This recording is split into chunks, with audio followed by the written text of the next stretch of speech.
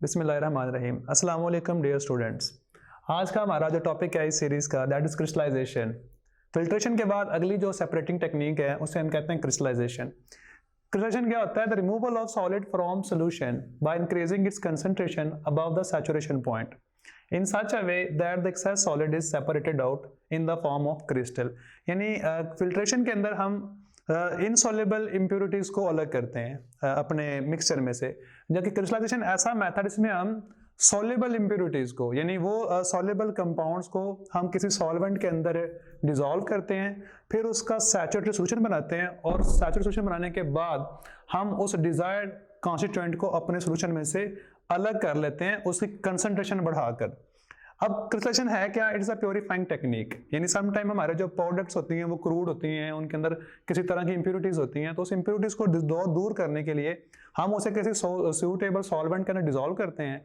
Dissolve करवाने के बाद उसका सैचुरेटेड सॉल्यूशन बनाते हैं और सैचुरेटेड सॉल्यूशन बनाने के बाद हम उसको क्रिस्टलाइज कर लेते हैं। तो इसका जो बेसिक प्रिंसिपल है वो यहाँ पे लिखा हुआ है, the solute should be soluble in suitable solvent. यानी हम अपने सोल्यूट को किसी सूटेबल सॉल्वेंट में डिसॉल्व कर लेते हैं at high temperature and maximum amount of solute must be obtained. High temperature पे किसी सोल्यूट को किसी सूटेबल सॉल्वेंट के अंदर डिसॉल्व करते हैं और उसके बाद मैक्सिमम अमाउंट के अंदर प्योर फॉर्म के अंदर उस सोल्यूट को अलग कर लिया जाता है। तो मेथड्स ऑफ क्रिस्टलाइजेशन के लिए जो कुछ मेजर स्टेप्स हैं उनमें सबसे पहला स्टेप है that is the choice of solvent.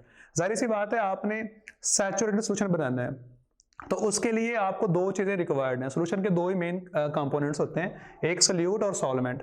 Solute तो आपने लिया होगा, सॉल्वेंट की चॉइस ये एक इसका मेन इंपॉर्टेंट काम है। तो सॉल्वेंट चॉइस करने के लिए सबसे पहला जो common method that is hit and trial base पे हम यूज करते हैं। यानी हमारा जो सोल्यूट है वो मैक्सिमम अमाउंट में किस सॉल्वेंट के अंदर डिसॉल्व होता है, तो हम इसको हिट एंड ट्रायल बेसिस पे सिलेक्ट करते हैं। उसके बाद दूसरी प्रॉपर्टी है it should not react with solute. यानी जो सा सोल्यूट सॉल्वेंट आपने सिलेक्ट करना है वो सॉल्वेंट की ये खूबी होनी चाहिए कि वो सॉल्वेंट सोल्यूट के साथ रिएक्ट ना करता हो। यानी सोल्यूट और सॉल्वेंट आपस में अनरिएक्टिव हो, उनकी कोई केमिकल रिएक्शन उनके दरमियान नहीं होना चाहिए। Number 3, it should dissolve large amount of solute. उस सॉल्वेंट के अंदर ये क्वालिटी होनी चाहिए, उसकी ये खूबी होनी चाहिए कि वो लार्ज अमाउंट के अंदर सोल्यूट को डिसॉल्व करता हो। यानी जो रिक्वायर्ड सोल्यूट आपने उसमें डिसॉल्व करवाना है वो सॉल्वेंट उस सोल्यूट की लार्ज अमाउंट के अंदर क्वालिटी को अपने अंदर डिसॉल्व करने की एबिलिटी रखता हो। Point number 4, it should not dissolve impurities. वो इंप्योरिटीज को भी डिसॉल्व ना करता हो, यानी हमारे उस सोल्यूट के अंदर जो इंप्योरिटीज हैं उनको भी वो डिसॉल्व ना करता हो। उसके बाद अगला जो इसका पॉइंट है कि जब हमने ये सारा काम कर लिया तो on cooling it should deposit well formed crystal. यानी जब आप उस सॉल्वेंट को कूल करो तो कूलिंग करने के बाद उस सॉल्वेंट के कूलिंग से उस सोल्यूट के वेल डेपोजिट क्रिस्टल्स बनने चाहिए। उसके बाद इट शुड बी इनएक्सपेंसिव। ये इनएक्सपेंसिव होना चाहिए, महंगा ना हो, सस्ता हो, मार्केट में इजीली अवेलेबल हो। उसके बाद it should be safe to use, कि इसके यूज करने में सेफ्टी हो, इसको इजीली आप यूज कर सकते हो। शॉर्ट क्वेश्चन आता है ये 2 नंबर का कि what should be the characteristics of solvent that is use in crystallisation. Commonly use solvent कौन से हैं जिन्हें हम क्रिस्टलाइजेशन के लिए यूज करते हैं? उनमें वाटर भी यूज होता है, बहुत ज्यादा वाटर को यूज करते हैं, रेक्टिफाइड सिपरेट को यूज करते हैं। आपको पता है रेक्टिफाइड सिपरेट क्या होता है? 95% एथानॉल होता है ये। एब्सोल्यूट एथानॉल यूज करते हैं, डाईइथाइल ईथर यूज करते हैं, एसीटोन यूज करते हैं, कार्बन टेट्राक्लोराइड यूज करते हैं। यानी ये वो सॉल्वेंट हैं जिनको हम क्रिस्टलाइजेशन के अंदर यूज कर रहे होते हैं। After the choice of solvent, दूसरा जो क्रिस्टलाइजेशन का मेन स्टेप है that is the preparation of saturated solution. यानी जब आपने एक सूटेबल सॉल्वेंट चूज कर लिया है तो फिर उस सॉल्वेंट से आपने सैचुरेटेड सॉल्यूशन बनाना है, क्योंकि सैचुरेटेड सॉल्यूशन बनेगा तो क्रिस्टलाइजेशन होगी ना। तो इसके लिए हम क्या करते हैं, the substance dissolved in minimum amount of solvent is heated directly on heating bath, more solvent is added to make it saturated. हम सॉल्वेंट को सोल्यूट ऐड करते रहते हैं और एक खास टेम्परेचर पर मैक्सिमम अमाउंट के अंदर हम अपने सोल्यूट को सॉल्वेंट में डिसॉल्व कर लेते हैं। इस तरह से वो एक सैचुरेटेड सोल्यूशन बन जाता है। जब ये सैचुरेटेड सोल्यूशन बन जाएगा तो जाहिर सी बात है कुछ अमाउंट के अंदर जो हमारा सोल्यूट होगा वो उसमें अनडिसॉल्व रह जाएगा। तो फिर हम क्या करते हैं, उस हॉट सैचुरेटेड सोल्यूशन को फिल्ट्रेट कर लेते हैं, उसको फिल्ट्रेशन करवाते हैं। उसकी फिल्ट्रेशन हमने पिछले अपने लेक्चर में पढ़ लिया कि उसको हम फिल्ट्रेशन करवाते हैं, और फिल्ट्रेशन करवाने के बाद जो इनसॉल्युबल इम्प्योरिटीज थी या इनसॉल्युबल हमारा सोल्यूट था उसको वहां से अलग कर लिया जाता है।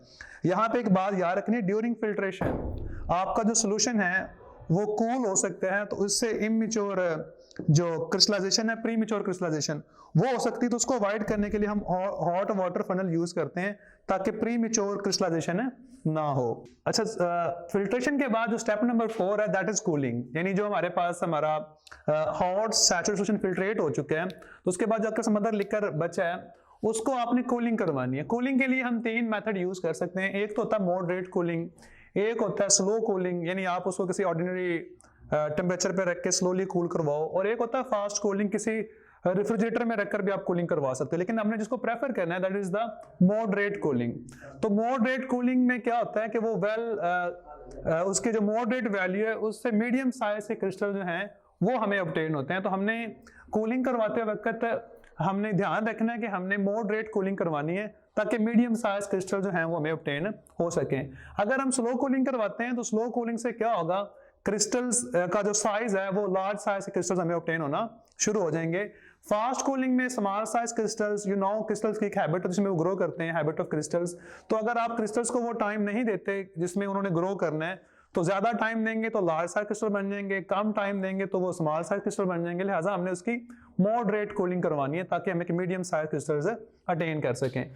इस स्टेप के बाद हमने क्या करना है, उन क्रिस्टल्स जो हमें ऑब्टेन हुए हैं, जाहिर सी बात है फिल्टर मीडियम के ऊपर, फिल्टर पेपर के ऊपर या किसी भी तरह का फिल्टर मीडिया यूज कर रहे हो उसके ऊपर वो कलेक्ट होते हैं।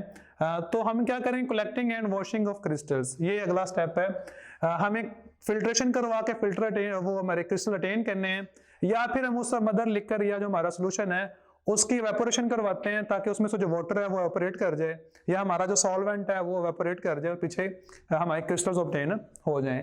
या उस फिल्ट्रेशन करवाने के लिए हम फुल सेशन अप्लाई करते हैं ताकि मैक्सिमम अमाउंट के अंदर हमारा जो डिजायर्ड कॉन्स्टिट्यूएंट है वो अलग हो जाए। फिर बाद में हम उन क्रिस्टल्स की वॉशिंग भी कर लेते हैं। इसके बाद अगला जो स्टेप है that is drawing the crystals, यानी जो क्रिस्टल्स हमें ऑब्टेन हुए हैं उनको हमने ड्राई करना है। ड्राई करने के लिए हम एक मेथड यूज करते हैं कि उन क्रिस्टल्स को डिफरेंट मतलब 3 से 4 लेयर फोल्ड फिल्टर पेपर की लगाते हैं, और फिल्टर पेपर फोल्डिंग से उनमें से जो वाटर है वो वहां से अब्सॉर्ब कर लिया जाता है। इस तरह भी हम उन्हें ड्राई कर सकते हैं। नंबर 2 है ड्राइंग इन ओवन। ओवन के अंदर आप उन्हें ड्राई कर सकते हो, लेकिन इसका एक नुकसान ये है कि ओवन के अंदर कुछ क्रिस्टल जो हैं वो मेल्ट कर जाते हैं।